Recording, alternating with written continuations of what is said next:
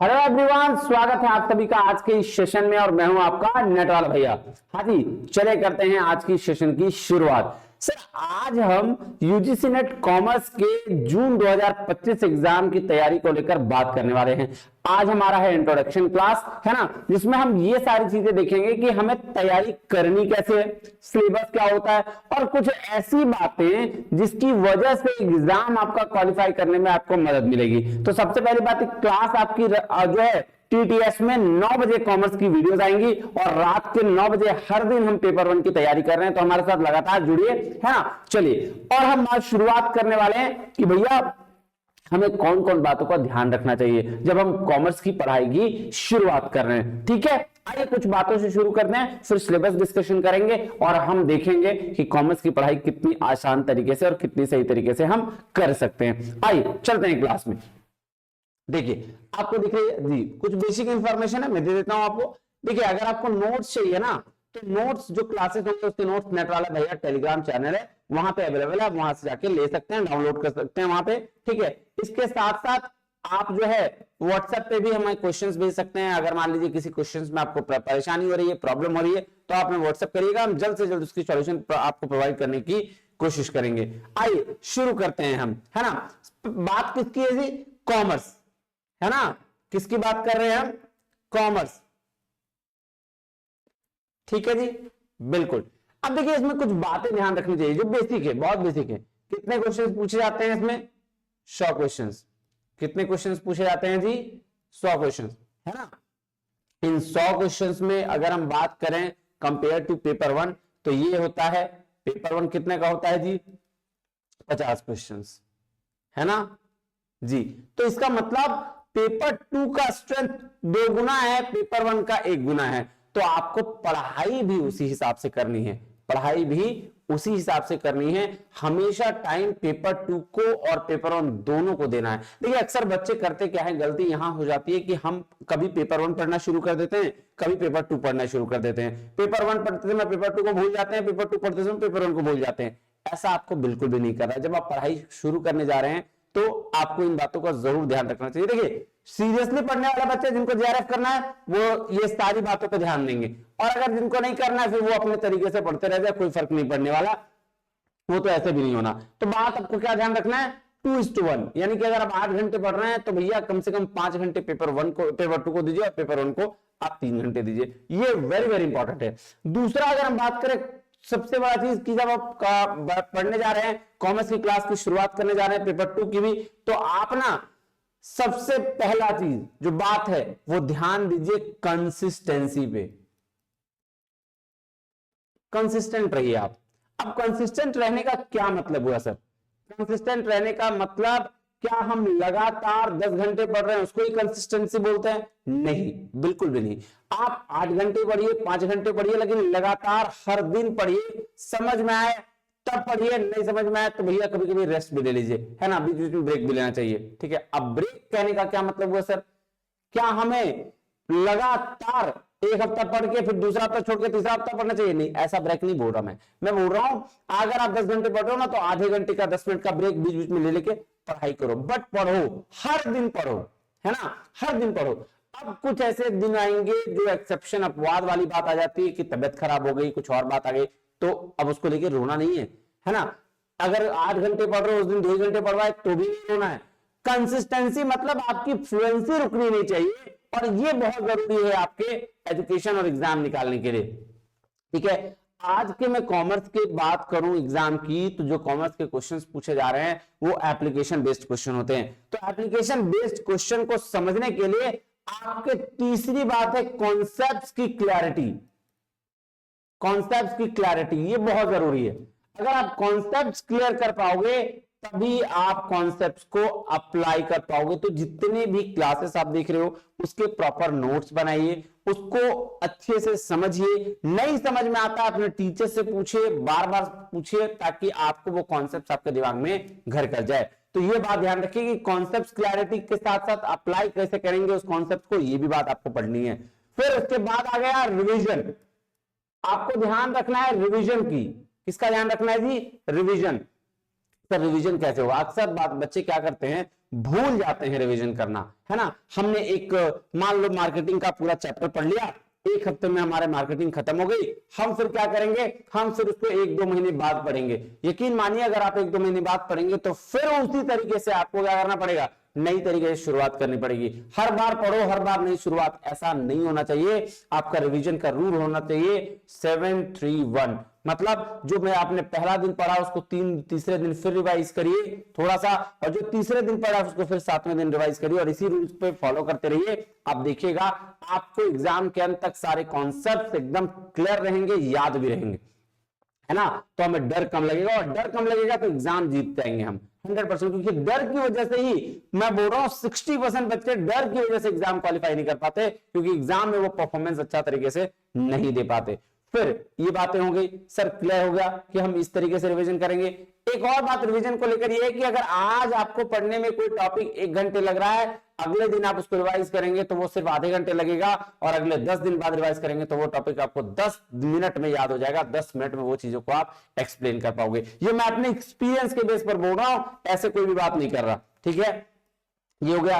अब सबसे लास्ट, जब आप कॉन्सेप्ट करते चले जाओगे तो आपको सबसे ज्यादा ध्यान देना है प्रीवियस ईयर्स क्वेश्चंस पे। प्रीवियस ईयर्स क्वेश्चंस क्या है, ये वो हथियार हैं जो एग्जाम को क्वालिफाई करने में आपकी सबसे ज्यादा मदद करेंगे, है ना।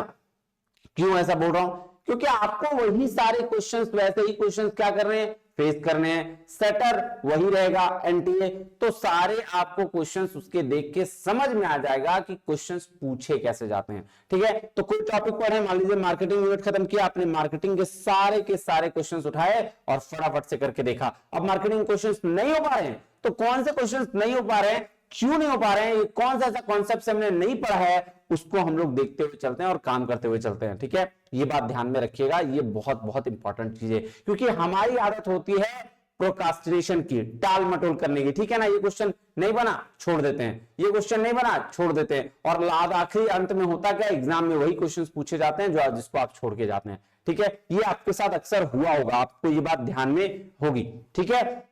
ये हुआ, तो ये हुई कुछ बातें जिनको आप शुरू करने से पहले, जब आप अपनी पढ़ाई शुरू कर रहे हो जून 2025 के लिए, तो ये बातों का आप जरूर ध्यान रखें, क्योंकि इन्हीं बातों से को ध्यान में रखते हुए और ये आपकी एग्जाम क्वालिफाई होगी, ठीक है।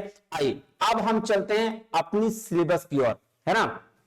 आपको सिलेबस दिख रहा है जी, तो ये यूसी नेट सिलेबस है, ये नेट का सिलेबस है, ऑब्वियसली बात है, आपको पता ही है ना। और जो लोग बच्चे नए हैं उनके लिए तो मैं आपको डिस्कस करने वाला हूं। कोड नंबर 8 है कॉमर्स सब्जेक्ट, और इसमें 10 यूनिट होते हैं जैसा कि आपको पता है। और 10 यूनिट में से सर, अब पहले क्या होता था, हर यूनिट से 10-10 क्वेश्चन पूछे जाते थे, लेकिन अब ऐसा नहीं है। अब किसी यूनिट से 8 क्वेश्चन, किसी से 12, किसी से 13, किसी से 7 ऐसे क्वेश्चन पूछे जाते हैं। अभी तो पिछले 2-3 सालों से ये भी कर दिया कि 10 नंबर का आपका पैसेज पूछता है। क्या पूछता है?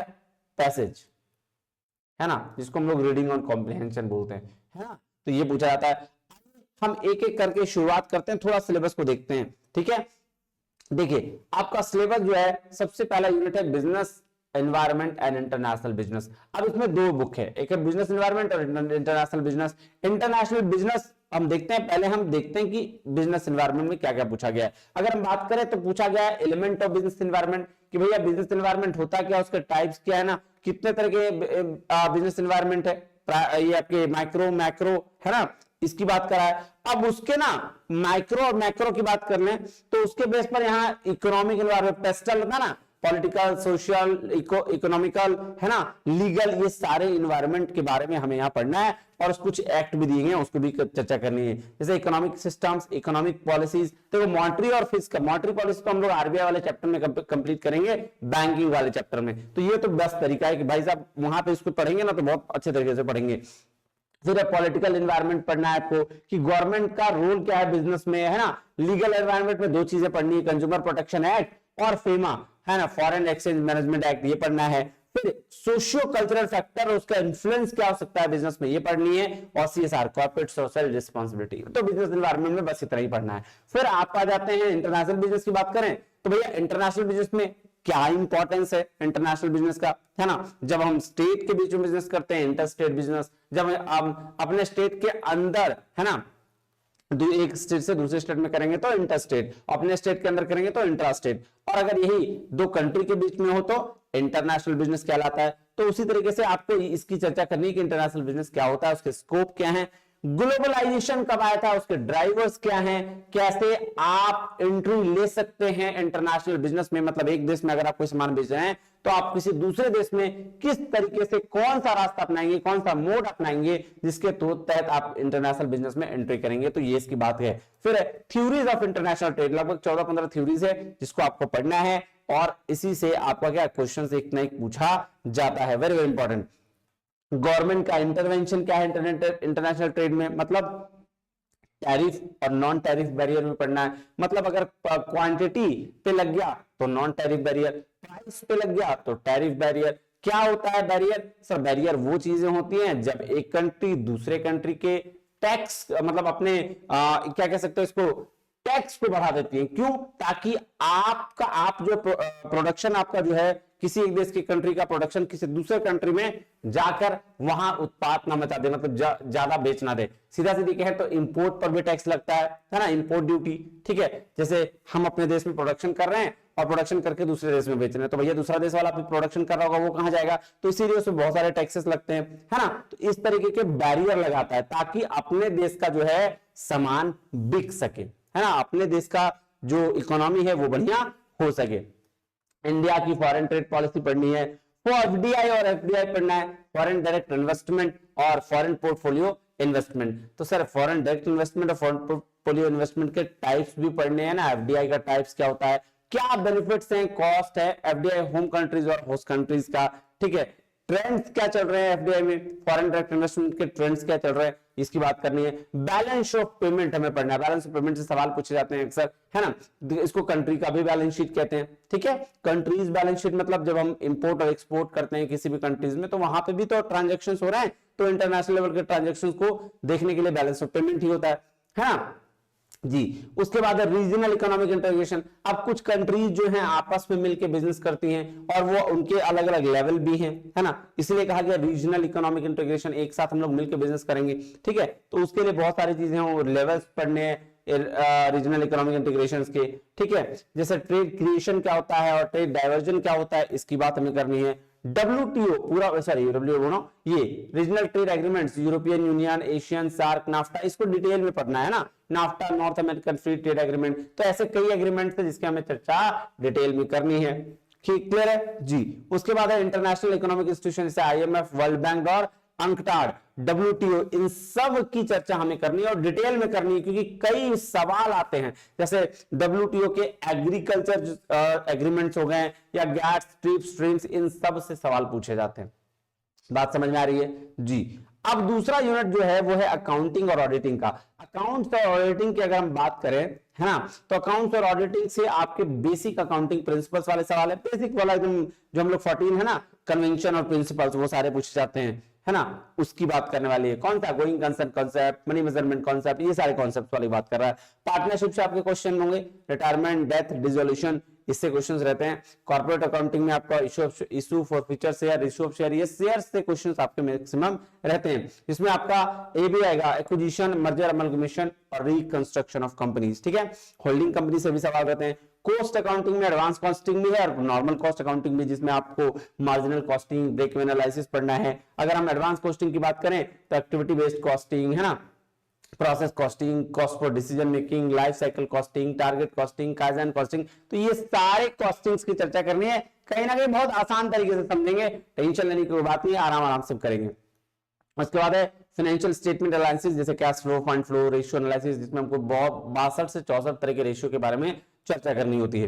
ह्यूमन रिसोर्सेज अकाउंटिंग, अभी तक तो अकाउंटिंग नॉर्मल चीजों की होती थी, ह्यूमन रिसोर्स की नहीं होती थी, लेकिन जब बात की जाने लगी कि भैया ह्यूमन इतना इंपॉर्टेंट फैक्टर है, ह्यूमन को हम रिसोर्स बोलते हैं ना कि सोर्स बोलते हैं, तो भैया इसकी अकाउंटिंग क्यों ना करी जाए। तो इससे रिलेटेड अकाउंटिंग, और हर बार सवाल इससे पूछे जाते हैं, है ना, इसमें 7-8 मेथड्स है, उस मेथड से सवाल पूछे जाते हैं।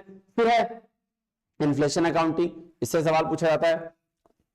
एनवायरमेंटल अकाउंटिंग, एक सवाल इससे रहता है। इंडियन अकाउंटिंग स्टैंडर्ड, पहले अकाउंटिंग स्टैंडर्ड से सवाल पूछे जाते थे, अब इंड AS से सवाल पूछे जाते हैं। फिर है ऑडिटिंग, ऑडिटिंग में कुछ कुछ चीजें हैं जो बहुत जरूरी है। ऑडिटिंग क्या होता है, उसके बाद फाइनेंशियल ऑडिट किसको बोलते हैं, वाउचिंग और वेरिफिकेशन, वेरी वेरी इंपॉर्टेंट, और इससे सवाल पूछाते हैं।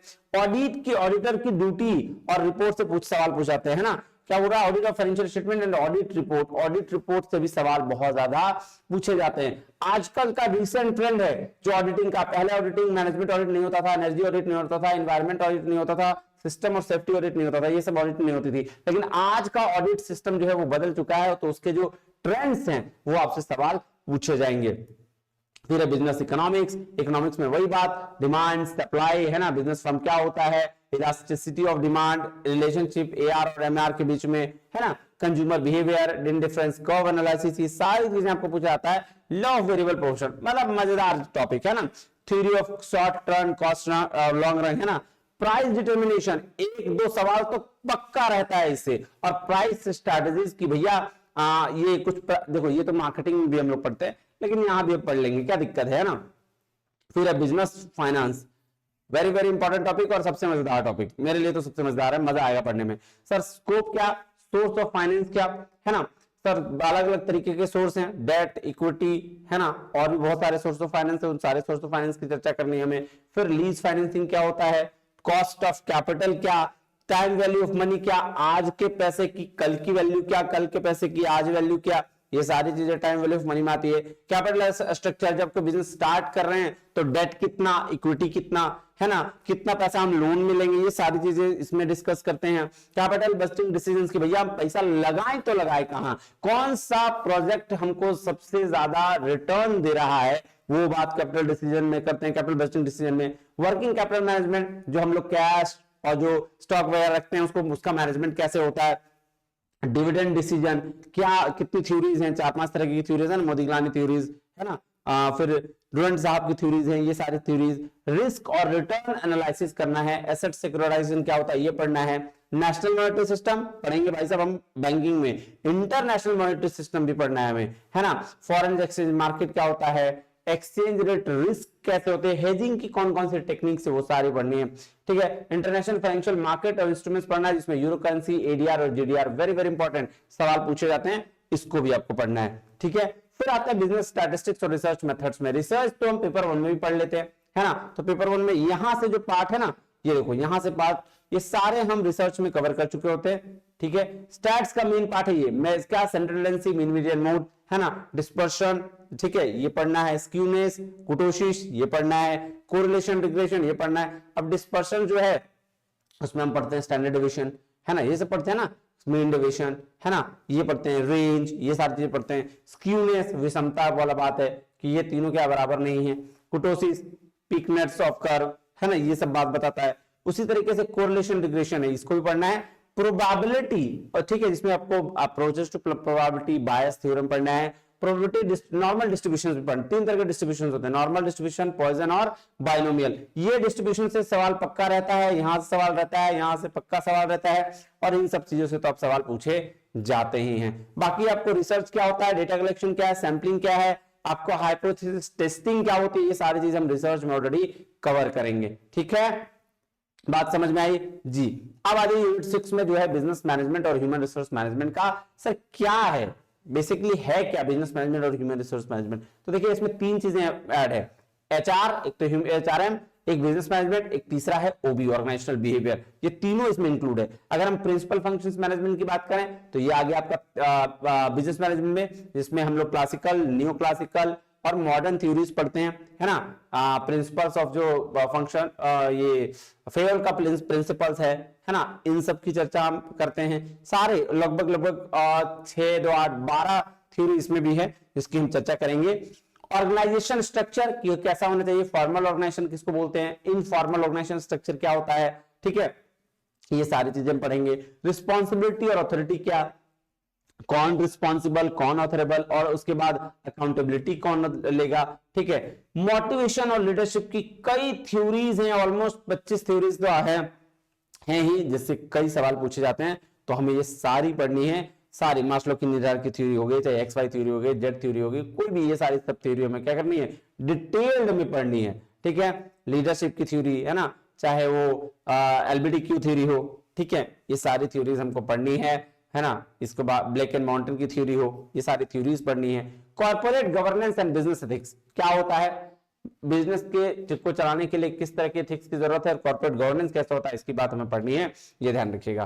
फिर है ह्यूमन रिसोर्स मैनेजमेंट, देखो अभी तक मैनेजमेंट चल रहा था, अब ह्यूमन रिसोर्स मैनेजमेंट आ गया। एचआरएम में आपको क्या होता है, कॉन्सेप्ट क्या, फंक्शंस क्या, एचआरएम क्या, ह्यूमन रिसोर्स प्लानिंग क्या होता है, एचआरएम का प्रोसेस क्या, ठीक है ना, recruitment, selection, training development, succession planning, compensation management, सब पढ़ना है। तो भैया ये तो प्रोसेस है, हम इसको बहुत अच्छे तरीके से एक स्टोरी के माध्यम से, है ना, हम सीखेंगे, चाहे वो रेस्टोरेंट का एग्जांपल लेते हुए, चाहे होटल्स का हो, चाहे हम किसी दुकान का एग्जांपल लेके सीखें, हम इसको बहुत अच्छे तरीके से समझेंगे। परफॉर्मेंस अप्रेजल, ऑब्वियस सी बात है, जब आप किसी ऑर्गेनाइजेशन में काम करते हैं तो वहां पे आपको आपके परफॉर्मेंस को अप्रेज किया जाता है। अब वो अप्रेजल अलग अलग मेथड्स हैं, उसके टेक्निक्स हैं, जिससे कई सवाल पूछे जाते हैं, जिसमें से एक अप्रेजल है 360 डिग्री परफॉर्मेंस अप्रेजल, जहां आपको पूरे सारे लोगों से पूछकर आपका अप्रेजल किया जाता है। फिर है collective bargaining, collective bargaining industrial relation का पार्ट है ना, जहां पे इंडस्ट्री वर्कर्स और इंडस्ट्री के जो मैनेजमेंट के लोग हैं, दोनों के बीच में कुछ कुछ बातों पर झगड़ा हो जाता है,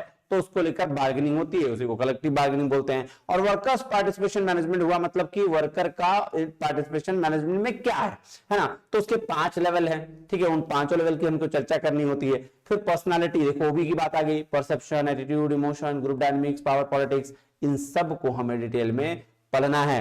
फिर है organisation culture, organisational development and organisational change. Last, उसके बाद लास्ट बोर्ड ऑफ 7 यूनिट में है बैंकिंग एंड फाइनेंशियल इंस्टीट्यूशन, जिसमें हमें ओवरव्यू देखना है पूरे इंडियन फाइनेंशियल सिस्टम को, हमारा इंडियन फाइनेंशियल सिस्टम कैसे काम करता है। इसमें हम टाइप देखेंगे, बैंक के, कमर्शियल हो, रीजनल बैंक हो, फॉरेन बैंक्स हो, आरबीआई की डिटेल में चर्चा करनी है हमें, इसको ध्यान में रखना। बैंकिंग सेक्टर में क्या क्या रिफॉर्म्स आए हैं, बेसल नॉर्म्स क्या हुआ, रिस्क मैनेजमेंट क्या, नॉन परफॉर्मिंग एसेट मैनेजमेंट कैसे करते हैं, ये सारा चीज हमें डिटेल में पढ़ना है। Financial market, financial institution, financial regulators, financial sector का जो फाइनेंशियल इंक्लूजन है वो, ये सारी चीजें हमें पढ़नी है, ध्यान रखिएगा। मनी मार्केट, कैपिटल मार्केट, सब कुछ पढ़ना है। फिर है डिजिटाइजेशन, कि बैंकिंग सेक्टर में जो डिजिटाइजेशन हुआ था वो कौन किया था, एनपी है ना, ये national payment regulatory system of India, ये एनपीसीआई, याद रखिएगा। उसके बाद इंश्योरेंस पढ़ना है कि इंश्योरेंस कितने टाइप के, लाइफ इंश्योरेंस क्या होता है, नॉन लाइफ इंश्योरेंस क्या होता है, ये सारी चीजें हमें क्या है डिटेल में चर्चा करनी है। अब सवाल ये आते हैं कि भाई साहब आप क्या सब चीज आपको आनी चाहिए, जरूरी नहीं है। अगर आपको 70 to 80% भी आता तो भी आप जेआरएफ कर लोगे, ये तो बात यकीन के साथ रख लो, है ना। कोई टॉपिक अगर आपको नहीं पसंद आ रही है, समझ में नहीं आ रहा है, तो भी आप जेआरएफ कर सकते हो। अगर हम मार्केटिंग की बात करें तो इतने अच्छे तरीके से पढ़ेंगे ना, इसको एक एक एग्जांपल देख के समझते हुए अच्छे से हम इसको क्लियर करेंगे। मार्केटिंग क्या, कॉन्सेप्ट क्या, उसके अप्रोच क्या। अब देखो अप्रोच और मार्केटिंग कॉन्सेप्ट कहने का मतलब क्या हुआ कि पहले कैसे लोग मार्केटिंग करते थे, अभी कैसे कर रहे हैं। और वैसे में 6-7 अप्रोच है, जैसे प्रोडक्ट कॉन्सेप्ट, प्रोडक्शन कॉन्सेप्ट, है ना, मार्केटिंग कॉन्सेप्ट, सेलिंग कॉन्सेप्ट, ठीक है ना। अब लास्ट में होलिस्टिक कॉन्सेप्ट आ गया, तो ये सारे कॉन्सेप्ट की चर्चा करनी है। फिर उस बेस पर हम करेंगे एसटीपी, सेगमेंटेशन, टारगेटिंग और पोजीशनिंग। उसके बाद हम प्रोडक्ट से रिलेटेड जितने भी चीजें हैं उसको डिस्कस करेंगे। नया प्रोडक्ट डेवलपमेंट कैसे होता है, प्रोडक्ट मिक्स का डिसीजन क्या है, प्रोडक्ट लाइफ साइकिल क्या होती है ना, क्यों नहीं प्रोडक्ट डेवलपमेंट कैसे होगा। फिर प्राइस, प्रोडक्ट जैसे खत्म हुआ तो प्राइसिंग पे आ जाएंगे। कौन से फैक्टर हैं जो प्राइस को डिटरमाइन करने में हमारे लिए जरूरी है, ये चीज पढ़ेंगे। प्राइसिंग की पॉलिसीज कैसे बनती है, इसको देखेंगे। प्रमोशन डिसीजन क्या होते हैं ना, प्रमोट करने का, जो हम अपने प्रोडक्ट को प्रमोट कैसे करेंगे, वो सारे चीजें हम पढ़ेंगे। क्या तरीका हो सकता है, प्रमोशन मेथड क्या होंगे, क्या वो एडवर्टीजमेंट होगा, क्या वो पर्सनल सेलिंग होगी, कि पब्लिसिटी होगी, क्या प्रमोशन मिक्स होगा, पब्लिसिटी, ये सारे वर्ड्स लगते हैं एक दूसरे जैसे हैं, बट सारे का अलग अलग मीनिंग है, अलग अलग डेफिनेशन है, अलग अलग चीजें हैं, हाँ। फिर है distribution decision, distribution decision, channel distribution, कि हम प्रोडक्ट को कहां कहां बेचेंगे, किस किस जगह पे बेचेंगे। अब नमक होगा तो हर दुकान में मिल जाएगा आपको छोटा छोटा में, लेकिन अगर कोई स्पेसिफिक चीज हुआ तो किसी स्पेसिफिक दुकान में मिलेगा, तो वैसा डिस्ट्रीब्यूशन डिसीजन हम कैसे करेंगे। कंज्यूमर बिहेवियर, कंज्यूमर के बिहेवियर को ऑब्जर्व करना बहुत जरूरी है। कंज्यूमर क्या खरीदता है, क्यों खरीदता है, कैसे खरीदता है, वो सारा चीज हमको ध्यान में रखना है। कंज्यूमर का बाइंग प्रोसेस जानना है कि कैसे कंज्यूमर कोई प्रोडक्ट को खरीदता है, ठीक है। फैक्टर इन्फ्लुएंसिंग कंज्यूमर बाइंग, ये सारा चीज। सर्विस मार्केटिंग, कितने तरह की मार्केटिंग होती है, मार्केटिंग ट्रेंड्स क्या चल रहे हैं, social marketing, online marketing, green marketing, direct marketing, कौन कौन से मार्केटिंग चल रहे हैं, ठीक है जी, हाँ जी। उसके बाद है लॉजिस्टिक मैनेजमेंट, थोड़ा सा इसमें भी पढ़ना है। उसके बाद 9 नंबर जो यूनिट है वो है legal aspects of business. Legal aspects क्या सर, 9 अलग अलग तरीके के एक्ट पढ़ने हैं। अब उस एक्ट को हमें पूरा नहीं पढ़ना है, उसमें भी स्पेसिफिक चीजें हैं जिससे सवाल आता है, तो मैं आपको जब पढ़ाऊंगा तो बताते चलूंगा कि कहां कहां से आपके सवाल पूछे जाते हैं। इंडियन कॉन्ट्रैक्ट एक्ट पूरा पढ़ लो भाई साहब, वैलिड एलिमेंट वैलिड कॉन्ट्रैक्ट का, इससे 2 क्वेश्चंस तो पक्के रहेंगे, लिख के लो। स्पेशल कॉन्ट्रैक्ट है, आइडेंटिटी गारंटी, ये सारा चीज। सेल्स ऑफ गुड्स एक्ट 1 से 2 क्वेश्चन इससे भी पक्का रहेगा, 110% है ना। जितने भी सेल और एग्रीमेंट टू सेल से रिलेटेड कॉन्ट्रैक्ट हैं, यहां सारा इसमें caveat emptor, let the buyer beware, इससे सवाल पूछे जाते हैं। राइट्स क्या है अनपेड सेलर के, इससे भी सवाल पूछे जाते हैं। फिर है नेगोशिएबल इंस्ट्रूमेंट एक्ट, इससे सवाल पूछेंगे। पीबीसी है ना, promissory note, bill of exchange और चेक, ये तीनों की बात करेंगे। सेक्शन 456 है ना। कंपनीज एक्ट पूरा का पूरा पूछा जाएगा, कंपनीज एक्ट यहां भी है, अकाउंट्स में भी है, तो वेरी वेरी इंपॉर्टेंट पूछा जाएगा, इससे भी 2 क्वेश्चंस के आसपास, ठीक है। एलएलपी से कभी कभी पूछ लिया जाता है ना, कि एलएलपी कैसे बना, क्या कौन कौन से चीजें पार्टनरशिप की कमी थी, कौन कौन सी कंपनी की कमी थी, जिसकी वजह से एलएलपी का फॉर्म किया गया। Competition act very very important, competition act कैसे, इसके सेक्शंस जो हैं वो पूछे जाते हैं, ऑब्जेक्टिव और main provision. In IT act में सबसे ज्यादा क्राइम्स और पेनल्टी जो हैं आईटी एक्ट के वो पूछे जाते हैं, सेक्शन 66 से लेकर 43 भी, और सेक्शन 66 से लेकर 73 74 तक पूछे जाते हैं अक्सर।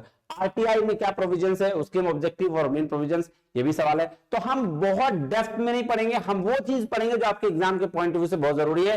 आईपीआर इंटेलेक्चुअल प्रॉपर्टी राइट्स पूछे जाते हैं, है ना, इसमें पेटेंट, ट्रेडमार्क, कॉपीराइट्स है।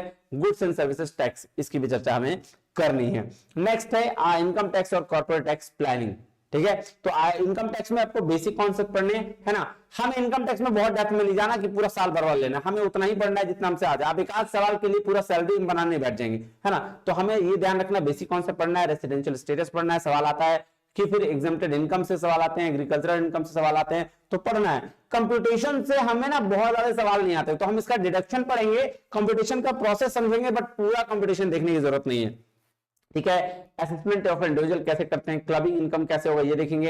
इंटरनेशनल टैक्सेशन 91 और 90A, ये इसको भी हमको पढ़ना है। डबल टैक्सेशन अवॉइडेंस एग्रीमेंट, है ना। ट्रांसफर प्राइसिंग से कभी कभी सवाल पूछ ले जाते हैं। कॉर्पोरेट टैक्स प्लानिंग, है ना, इसको पढ़ना है। टैक्स इविजन क्या, टैक्स अवॉइडेंस क्या, टैक्स चोरी क्या होता है ना, ये सारी चीजें में पढ़ना है। कि कब हम कॉर्पोरेट टैक्स प्लानिंग में ये देखेंगे कि कब हम प्रोडक्ट को बनाएं या फिर क्या करें ना, हम उसको खरीद लें, बनाए या खरीद लें, ये देखना है। डिडक्शन पढ़ने हैं, है ना, टीसीएस टीडीएस पढ़ने, collection at source and deduction at source, ठीक है। एडवांस पेमेंट पढ़ने हैं, ये फाइलिंग ऑफ इनकम टैक्स पढ़ना। तो जो बेसिक चीजें ना, जैसे सवाल पूछे जाते हैं वो आपको पढ़ लेने, और इसके बाद हमें कुछ चीजें छोड़नी भी होती है, वो क्या छोड़ना है वो हम आपको क्लास के दौरान जरूर बताएंगे, ठीक है। तो ये बात ध्यान रखिएगा, ये आपका सिलेबस है, और इस सिलेबस को ध्यान से पढ़िएगा, क्योंकि एप्लीकेशन बेस्ड क्वेश्चंस आपका एग्जाम कर रहा है आपके एग्जाम के लिए। Wish you all the very best आपके एग्जाम के लिए और आपकी पढ़ाई के लिए। मिलता है अगले वीडियो में, तब तक के लिए बहुत बहुत धन्यवाद। Thank you very much. जय हिंद।